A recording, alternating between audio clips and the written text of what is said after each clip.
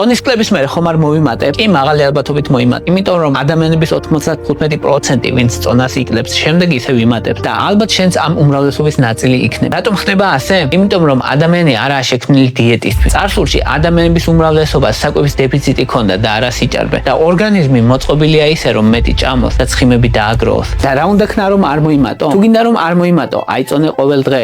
კვირაში ერთხელ მაინც მიირთვი საუძმე, იარე 12000 ნაბიჯი, ითვალე კალორიები, არ იფიქრო ყველაფერი ან არაფრის პრინციპზე. შემცირე ფასტ ფუდი, დაგეგმე კვება წინასწარ, ჭამე მეტი ცილა, მიიღე მეტი ბოჭკო, მოერიდე სითბოს და თხევად კალორიებს, მოერიდე ალკოჰოლს, ჭამე ნელა.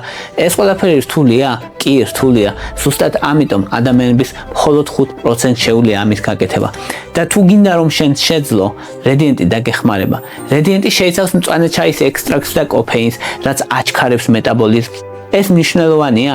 კი, რადგან წონის კლებისას მეტაბოლიზმი ნელდება. რედიენტი შეიცავს თეთრი ლობიოს ექსტრაქტს და ხელს უშლის ზედმეტი ნახშირწყლების ათვისებას. ეს კარგია?